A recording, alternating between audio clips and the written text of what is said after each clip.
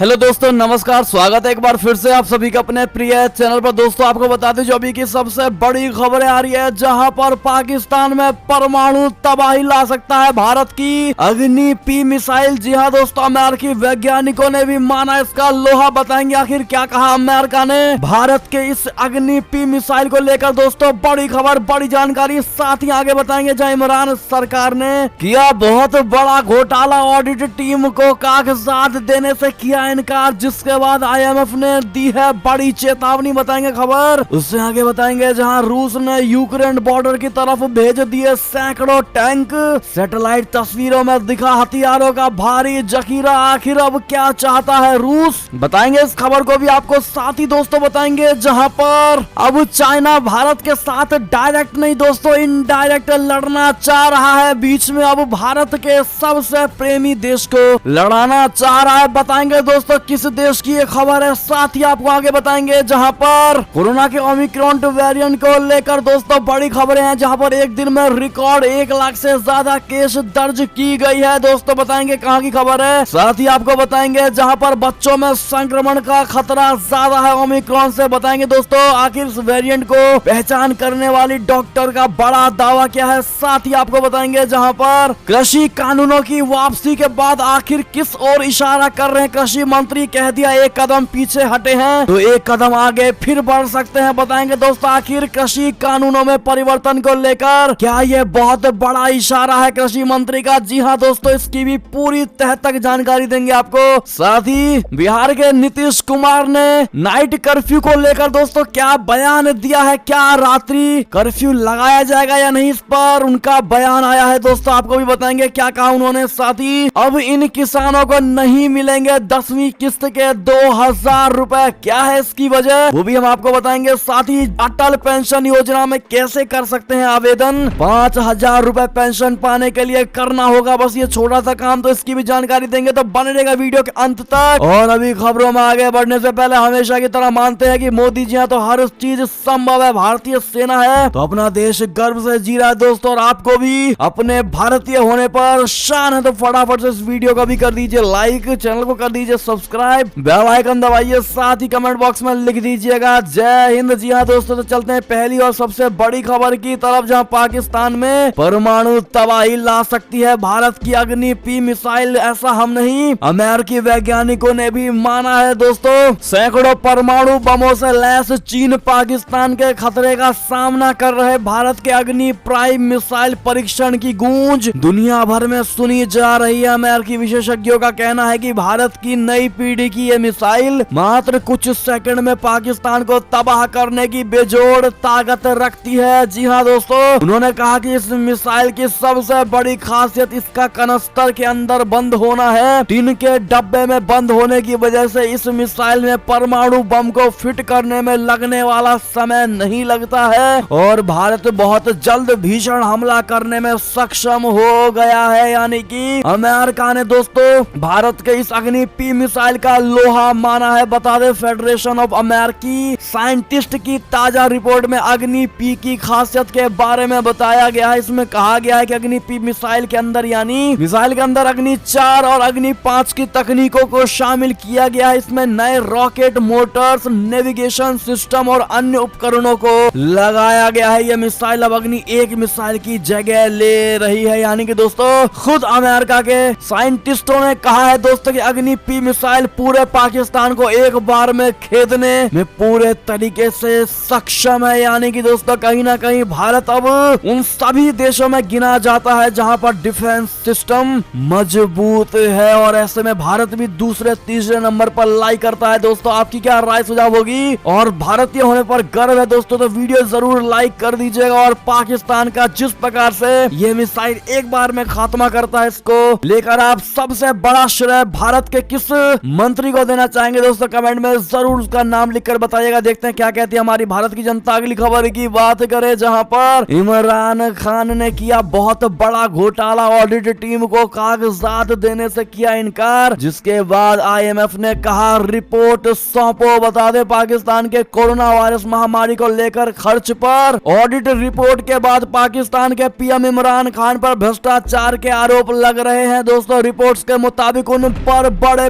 पैमाने पर वित्तीय अनियमितताओं और लोगों के खाने के लिए अनुपयुक्त भोजन के वितरण का खुलासा हुआ है। पाकिस्तान केंद्र सरकार द्वारा कोरोना वायरस महामारी के दौरान किए गए खर्च पर 5 जरूरी चीजों यानी चीनी, आटा, तेल, घी और चावल की उपलब्धता सुनिश्चित करने के लिए सरकारी हस्तक्षेप में अनियमितता दिखी है। दोस्तों, अल अरबिया की एक रिपोर्ट बताती है कि सरकारी ऑडिटर जनरल ने कहा है कि ये घोटाला महामारी के प्रभाव से निपटने के लिए संघर्ष कर रहे जरूरतमंद और चिकित्सा कर्मचारियों की मदद करने के लिए पब्लिक के पैसों की चोरी का एक स्पष्ट मामला है। दोस्तों, रिपोर्ट्स के मुताबिक अरबों पाकिस्तानी रुपए की चोरी की गई राशि कई गुना बड़ी हो सकती है, क्योंकि इमरान खान सरकार ने सरकारी ऑडिट बॉडी को संबंधित कागजात देने से इनकार कर दिया है। रिपोर्ट में कहा गया है कि शायद पाकिस्तान के पीएम का सबसे बड़ा घोटाला हो सकता है। रिपोर्ट में गलत खरीद, अयोग्य लाभार्थियों को पेमेंट, नकली बायोमेट्रिक्स के जरिए कैश निकासी और इस्तेमाल के लिए घटिया सामान की खरीद का खुलासा हुआ है। दोस्तों, ऐसे में IMF ने बड़ी चेतावनी दी है, कहा है कि अगले आदेश से पहले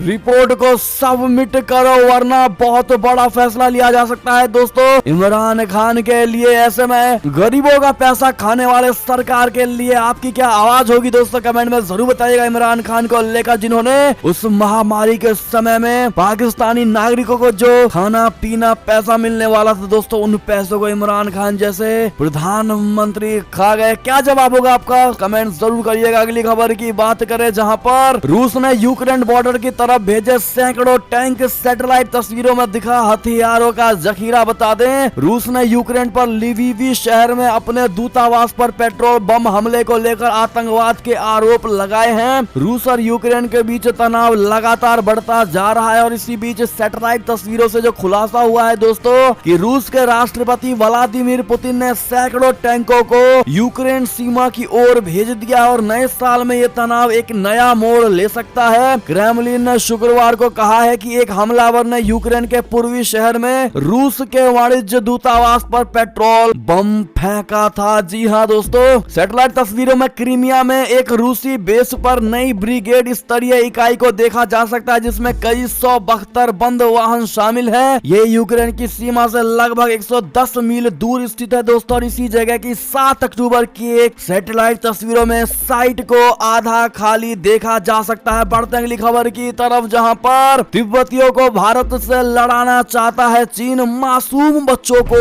जंग की ट्रेनिंग दे रहा है ड्रैगन। बता दे, लद्दाख में भारतीय सैनिकों से कड़े प्रतिरोध का सामना कर रहे चीन ने अब तिब्बतियों को भारत से लड़ाने की तैयारी शुरू कर दी है। दोस्तों, चीनी अधिकारियों ने तिब्बती बच्चों को विशेष शिविरों में भेजना शुरू कर दिया है ताकि इन बच्चों को चीन के नजरिए से दुनिया के बारे में बताया जा सके। चीन इन बच्चों को हथियारों का मूलभूत प्रशिक्षण भी दे रहा है ताकि उन्हें मिलिशिया में शामिल किया जा सके। चीन ऐसे समय में इन तिब्बती बच्चों को शामिल कर रहा है जब लद्दाख में उसके सैनिक भीषण ठंड का सामना नहीं कर पा रहे हैं। जी हाँ दोस्तों, और ऐसे में चाइना की ये बड़ी करतूत जो निकलकर सामने आई है दोस्तों, तिब्बत को भारत के साथ लड़वाना चाहता है और तिब्बत के आने वाले पीढ़ियों को भी अपने कब्जे में यानी कि अपने आइडियोलॉजी के अकॉर्डिंग दोस्तों उन सबको ढालना चाहता है और सबकी एक मत करना चाहता है, जिससे भारत के खिलाफ ये सभी आवाज उठा सके। इस पर आपकी क्या प्रतिक्रिया होगी दोस्तों, और क्या भारत को तुरंत प्रभाव से इस पर एक्शन लेना चाहिए? दोस्तों, हां या ना में जवाब जरूर दीजिएगा। बढ़ते अगली खबर की तरफ, जहां जम्मू कश्मीर में आतंक पर बड़ी चोट के बीच ये बड़ी खबर आ रही है। सुरक्षा बलों ने 36 घंटे में ढेर किए 5 आतंकवादी। बता दें, जम्मू कश्मीर में पिछले 36 घंटे में सुरक्षा बलों ने 5 आतंकवादियों को मौत की नींद सुला दिया है। शनिवार शाम को अवंतीपोरा के हरदुमीर त्राल इलाके में हुए एनकाउंटर में सुरक्षा बलों ने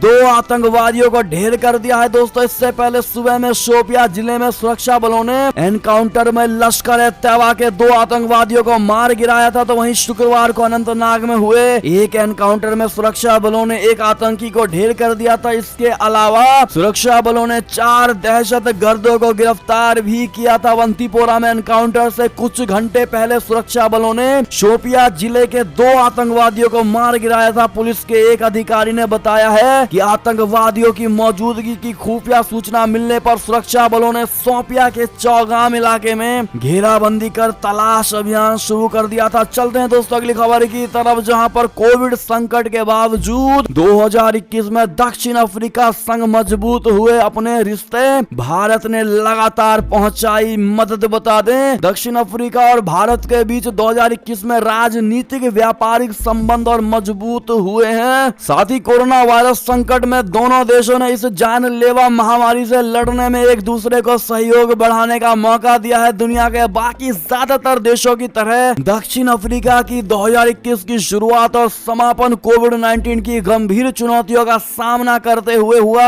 और लगातार तीसरे साल 2022 में भी महामारी का संकट बने रहने की आशंका है। जी हाँ दोस्तों, बात करें अगली खबर की, जहां पर पाकिस्तानी सेना और तालिबान के बीच गोलीबारी अभी भी लगातार जारी है। बता दें डूरंड लाइन पर फेंसिंग को लेकर विवाद बढ़ता ही जा रहा है। पाकिस्तानी सेना और तालिबान के बीच अफगानिस्तान पाकिस्तान को अलग करने वाली डूरंड लाइन को लेकर विवाद बढ़ता जा रहा है। दोस्तों इसी बीच कल डूरंड रेखा पर पाकिस्तानी सैनिकों और तालिबानी लड़ाकों के बीच गोलाबारी की खबरें आ रही हैं। ताजा घटनाएं शुक्रवार को बाजौर इलाके के गांव गंज गाल सरकानो और कुन्नौर में हुई है। दोस्तों स्थानीय मीडिया में छवि खबरों के मुताबिक दोनों पक्ष एक दूसरे पर गोलियां बरसा रहे हैं। बता दें रिपोर्ट्स के मुताबिक शुक्रवार दोपहर 30 मिनट तक दोनों ओर से फायरिंग की गई है। कथित तौर पर यह गोलाबारी उस समय शुरू हुई जब तालिबान के एक नए स्नाइपर ने सीमा पर तारबंदी में जुटे 2 पाकिस्तानी सैनिकों को मार गिराया। इसके बाद पाकिस्तानी सैनिकों ने यहां बस्तियों पर फायरिंग कर दी। जवाब में तालिबानी लड़ाकों ने भी जमकर गोलीबारी की और तालिबान ने डूरंड लाइन पर लगाए गए बाड़े को ध्वस्त कर दिया है। जी हाँ दोस्तों, जिसके बाद से कंटिन्यूअस वहां पर गोलीबारी शुरू है दोस्तों। और इमरान खान ने यह दावा किया था कि हमने अफगानिस्तान के यानी तालिबानियों के साथ में इस विवाद को सुलझा लिया है, लेकिन दोस्तों उस विवाद के सुलझा लेने के बावजूद भी ये गोलाबारी चालू है। इससे ये साफ समझ में आता है कि अब तालिबानी इमरान खान तक की नहीं सुन रहे हैं। दोस्तों आप समझ पा रहे होंगे कि पाकिस्तान ने अपने ही पैर पर कुल्हाड़ी मारी है। दोस्तों क्या कहते हैं आप लोग, क्या राय होगी आपकी, जवाब जरूर दीजिएगा इस पर। अगर आप भी मानते हैं कि इमरान खान ने सांप पालने वाला काम किया है दोस्तों, जो अब इमरान खान को ही डस रहा है, तो आप भी राय जरूर दीजिएगा। चलते अगली खबर की तरफ जाएं। इसी से खबर जुड़ी आ रही है। पीपी नेता रब्बानी ने इमरान सरकार से पूछा, सीमाएं ना मानने वाले तालिबान की मदद में जल्दबाजी क्यों? जी हाँ दोस्तों, पाकिस्तान सीनेट के पूर्व अध्यक्ष और पाकिस्तान पीपुल्स पार्टी के वरिष्ठ नेता रजा रब्बानी ने इमरान खान नेतृत्व वाली सरकार से सवाल किया है कि जब अफगानिस्तान का तालिबान पाकिस्तान के साथ लगती सीमा को मान्यता देने के लिए तैयार नहीं है, तो ऐसे में उसकी मदद करने की क्या जल्दी थी? जी हाँ दोस्तों, अगली खबर की बात करें, जहां पर आखिर अब CPEC चाइना के प्रोजेक्ट का क्या होगा? बलोचिस्तान में जारी विरोध प्रदर्शन से परेशान हुआ चीन। बता दें पाकिस्तान के बलोचिस्तान क्षेत्र में महीने भर से अधिक से जारी विरोध प्रदर्शन से चीन परेशान हो गया है। यह रिपोर्ट न्यूज एजेंसी ANI ने एज यूरोपीय थिंक टैंक के हवाले से दी है। बलूचिस्तान के ग्वादर में पिछले 1 महीने से अधिक से ग्वादर को हक दो आंदोलन जारी है। जमात इस्लामी के बलूचिस्तान महासचिव मौलाना हिदायत उर रहमान के नेतृत्व में यह विरोध प्रदर्शन किया जा रहा है। जी हाँ दोस्तों, अगली खबर की बात करें, जहां पर ग्लोबल समिट को लेकर बड़ी खबर, नेपाल के प्रधानमंत्री देउबा अगले महीने भारत दौरा करेंगे और वाइब्रेंट गुजरात सम्मेलन में भी शिरकत करेंगे। बता दें नेपाल के प्रधानमंत्री शेर बहादुर देउबा अगले महीने होने वाले वाइब्रेंट गुजरात ग्लोबल सम्मेलन में हिस्सा लेने के लिए भारत आएंगे और माना यह जा रहा है कि उनकी मुलाकात प्रधानमंत्री नरेंद्र मोदी जी से भी हो सकती है। स्थानीय मीडिया ने काठमांडू और नई दिल्ली में राजनयिक स्रोतों के हवाले से बताया है कि प्रधानमंत्री वाइब्रेंट गुजरात ग्लोबल समिट में भाग लेने के लिए 10 जनवरी को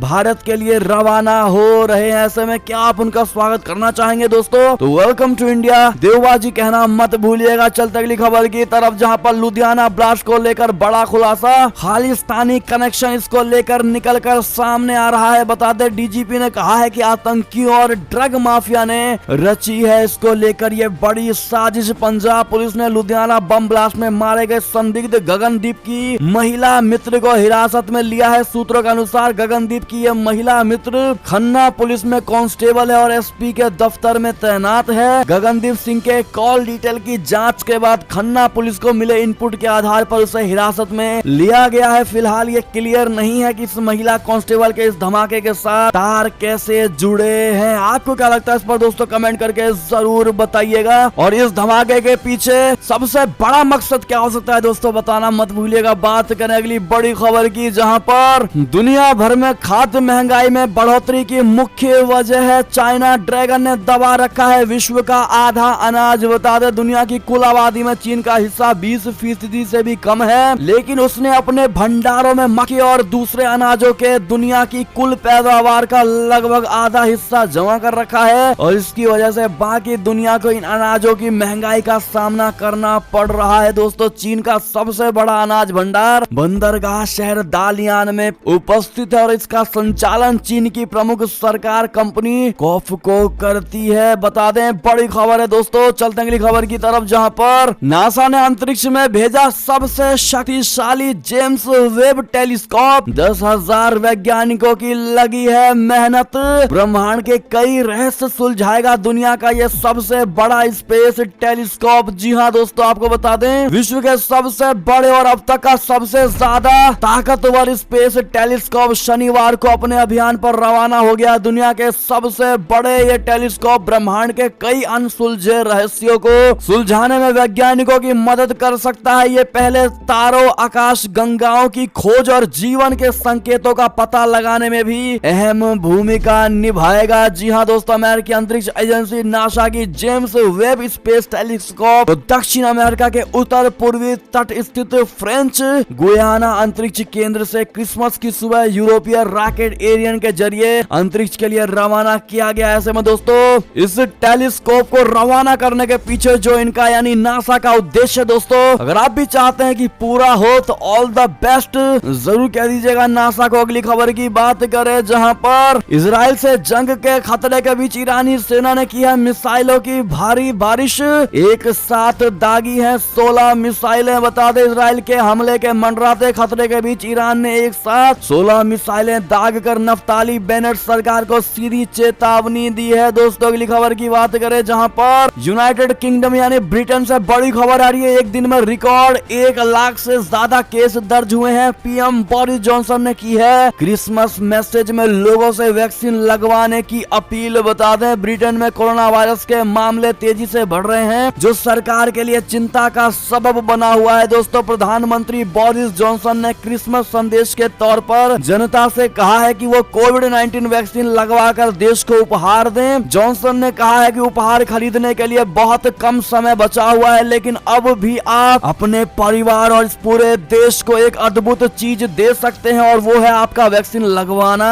जी हाँ दोस्तों बात करें अगली खबर की, जहां पर कोरोना की ओमिक्रॉन वेरिएंट की पहचान करने वाले डॉक्टरों का बड़ा दावा। कहा बच्चों में संक्रमण का खतरा ज्यादा है और अभी घातक हो सकता है ये ओमिक्रॉन वेरिएंट। बता दे दक्षिणी अफ्रीका में ओमिक्रॉन का सबसे पहले पता लगाने वाली डॉक्टर एंजेलिक कोइट जी ने कहा है कि भारत में कोरोना वायरस के इस नए स्वरूप के कारण संक्रमण के मामलों में बढ़ोतरी दिखेगी, लेकिन अधिकतर लोगों में मामूली लक्षण दिखने की उम्मीदें हैं, जैसा कि दक्षिण अफ्रीका में देखा जा सकता है। साउथ अफ्रीकन मेडिकल एसोसिएशन के अध्यक्ष ने यह भी कहा है कि मौजूदा टीकों से इस रोग को फैलने से रोकने में निश्चित ही मदद मिलेगी, लेकिन टीकाकरण नहीं कराने वाले लोगों को 100% खतरा है। उन्होंने कहा ओमिक्रॉन से बच्चों को खतरा है। ओमिक्रॉन अभी अपने खतरनाक स्वरूप में नहीं है, लेकिन इसके आगे और खतरनाक होने की उम्मीद है। जी हाँ दोस्तों इसी बीच भारत से बड़ी खबर, जहां राजस्थान में एक साथ मिले 21 नए ओमिक्रॉन के केस। असम में रविवार से लगेगा नाइट कर्फ्यू। बता दें देश में अब तक कोरोना वायरस के नए वेरिएंट ओमिक्रॉन के नए मामले लगातार बढ़ रहे हैं। तेजी से संक्रमित करने वाले ओमिक्रॉन के मामलों में आई बढ़ोतरी ने लोगों की चिंता बढ़ा दी है। पूरे देश में अब तक ओमिक्रॉन के आंकड़े 437 हो गए हैं दोस्तों। तो वहीं राजस्थान में शनिवार को एक ही दिन में सबसे ज्यादा बोले तो 21 केस मिले हैं। तो वहीं दूसरी तरफ असम में रविवार से नाइट कर्फ्यू लागू किया जा रहा है। अगली खबर की बात करें, जहां पर कृषि कानूनों की वापसी के बाद आखिर किस ओर इशारा कर रहे हैं कृषि मंत्री। जी हाँ दोस्तों कहा एक कदम पीछे हटी है हमारी सरकार, फिर एक कदम आगे बढ़ सकते हैं। बता दें संसद के शीतकालीन सत्र में कुछ ही दिन पहले तीनों कृषि कानूनों को वापस ले लिया गया। प्रधानमंत्री नरेंद्र मोदी जी ने 19 नवंबर को ऐलान किया था कि केंद्र सरकार 3 कृषि कानून वापस लेने जा रही है, जिसके बाद संसद के शीतकालीन सत्र में इसे वापस भी कर लिया गया। तो वहीं साल भर से दिल्ली के बॉर्डर पर आंदोलन कर रहे किसान वापस लौट गए। इसी बीच केंद्रीय कृषि मंत्री नरेंद्र सिंह तोमर ने कहा है कि हम कृषि संशोधन कानून लाए, लेकिन कुछ लोगों को यह कानून पसंद नहीं आया। सरकार इससे निराश नहीं है, हम एक कदम पीछे हटे और फिर हम एक कदम आगे बढ़ेंगे। कृषि मंत्री के इस बयान के कई अर्थ निकाले जा रहे हैं दोस्तों। तो वहीं कांग्रेस ने इस बयान पर निशाना भी साधा है। नागपुर में शुक्रवार एक कार्यक्रम में संबोधित करते हुए केंद्रीय कृषि मंत्री नरेंद्र सिंह तोमर ने यह बात कही है दोस्तों। उन्होंने कहा है हम एक कदम पीछे हटे हैं और एक कदम आगे बढ़ेंगे। क्या मतलब निकल कर आता है दोस्तों, आपके लिए कमेंट में जरूर बताइएगा। क्या कहीं ना कहीं फिर मोदी सरकार इसमें संशोधन करेगी दोस्तों, या संशोधन करना चाहिए? आपका क्या निजी विचार है कमेंट में जरूर बताइएगा। हमें रहेगा आपके कमेंट का इंतजार। इसी से जुड़ी जो बड़ी खबर आ रही है आगे, जहां आपको बता दें कि राहुल गांधी ने कहा है कि कृषि मंत्री जी ने मोदी जी की माफी का किया है अपमान। तीनों विवादित कानून फिर से लाए तो होगा अन्नदाता सत्याग्रह। जी हाँ दोस्तों, क्या जवाब देना चाहेंगे आप राहुल गांधी के इस बयान पर? कमेंट में जरूर बताइएगा। अगली खबर की बात करें, जहां पर सीएम योगी आदित्यनाथ ने अखिलेश यादव पर साधा डायरेक्ट यानी सीधा निशाना। कहा 12 बजे सोकर उठने वाले युवा नहीं, ये सब टायर्ड और रिटायर्ड हैं। बता दें यूपी के मुख्यमंत्री योगी आदित्यनाथ ने शनिवार को पूर्व मुख्यमंत्री अखिलेश यादव पर निशाना साधते हुए कहा है कि कोरोना वैक्सीन का विरोध करने वाले टायर्ड और रिटायर्ड हैं तथा जनता को ऐसे लोगों पर भरोसा नहीं करना चाहिए। क्या सही कहा योगी जी ने दोस्तों? बताइएगा जरूर। अगली खबर की बात करें, जहां पर लाल टोपी की सरकार में था भूमाफियों का राज। जी न्यूज से कहा केंद्रीय मंत्री जनरल वीके सिंह ने। बता दें अगले साल की शुरुआत में होने वाले उत्तर प्रदेश चुनाव की तैयारियों में सभी राजनीतिक पार्टियां जुट गई हैं। ऐसे में केंद्रीय मंत्री जनरल वीके सिंह ने यूपी चुनाव को लेकर कई बड़ी बातें कही हैं। उन्होंने सपा पर निशाना साधते हुए कहा है कि 2017 से पहले लाल टोपी थी, तब यूपी में भू माफियाओं का राज था और अराजकता था, इसलिए अराजकता को खत्म करने के लिए हमलावर होना पड़ता है। अगली खबर की बात करें, जहां पर नीतीश कुमार ने ओमिक्रॉन को लेकर कहा बिहार में फिलहाल नहीं लगाया जाएगा रात्रि कर्फ्यू, गाइडलाइन लेकिन होंगी सख्त। बता दें मुख्यमंत्री ने कहा है कि बिहार की स्थिति बाकी राज्यों से बेहतर है, यहाँ रात्रि कर्फ्यू लगाने की जरूरत नहीं है। नीतीश कुमार ने शनिवार को पूर्व प्रधानमंत्री स्वर्गीय अटल बिहारी वाजपेयी की जयंती पर उनकी प्रतिमा के माल्यार्पण करने के कार्यक्रम में ये बातें कही हैं दोस्तों। ऐसे में कितने भाई बहन जो बिहार के रहने वाले कमेंट में जरूर बताइएगा। अगली खबर की बात करें, जहां पर पीएम किसान योजना को लेकर बड़ी खबर आ रही है, जहां इन किसानों को नहीं मिलेंगे 10वीं किस्त के 2000 रुपए। बता दें क्या है इसकी वजह? पीएम किसान योजना के तहत केंद्र सरकार के पास करोड़ों आवेदन आते हैं, लेकिन इनमें कई तरह की गलतियां भी होती हैं, जिसकी वजह से किसानों की किस्तें रुक जाती हैं। इसमें बैंक डिटेल से लेकर टाइपिंग मिस्टेक तक की गलतियां होती हैं। जी हाँ दोस्तों, और यही सबसे बड़ी वजह है। इन गलतियों की वजह से दोस्तों 2000 रुपए की 3 किस्त सालाना किसानों के खाते में अटक सकती है। बता दें पीएम किसान सम्मान निधि योजना के तहत किसानों के खाते में 1 जनवरी को 10वीं किस्त जारी की जाएगी। अब तक किसानों के खाते में इस योजना के तहत 9 किस्तें आ चुकी हैं। क्या आपको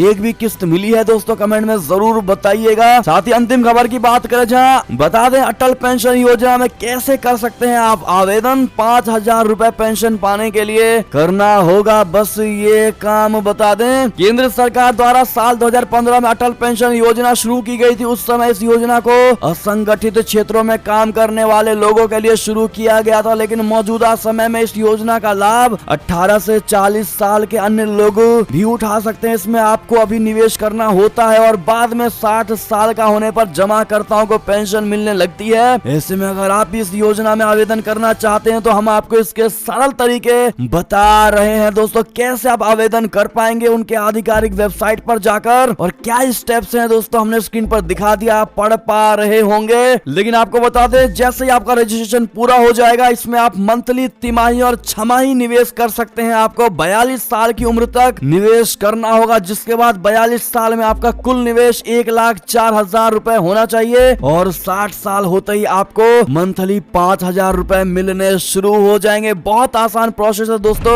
अगर आप इसकी विस्तृत जानकारी चाहिए तो आप कमेंट में जरूर हमसे पूछिएगा, हम आपको एक अलग से प्रॉपर वीडियो, डेडिकेटेड वीडियो बनाकर देंगे। ऐसे में दोस्तों ये थी अब तक की सारी बड़ी खबरें। आपको हमारी खबर कैसी लगी? आशा करता हूँ बहुत अच्छी लगी होगी। अगर थोड़ी भी अच्छी लगी है दोस्तों तो इस वीडियो को अभी अपने भाई बंधुओं में व्हाट्सएप, फेसबुक, ट्विटर के जरिए पूरे भारत में शेयर करना बिल्कुल मत भूलिएगा। और अभी कर दीजिए इस वीडियो को लाइक, चैनल को कर दीजिए सब्सक्राइब, बेल आइकन दबाइए, साथ ही कमेंट बॉक्स में लिख दीजिएगा जय हिंद, जय भारत। तो मिलते हैं आप अगली बड़ी खबर में, तब तक अपना ख्याल रखिएगा। बहुत बहुत धन्यवाद दोस्तों। और खबरों का सिलसिला लगातार हमारे चैनल पर जारी है, तो अगले खबर का इंतजार अवश्य करिएगा। तो मिलते हैं आप अगली खबर में। बहुत बहुत धन्यवाद।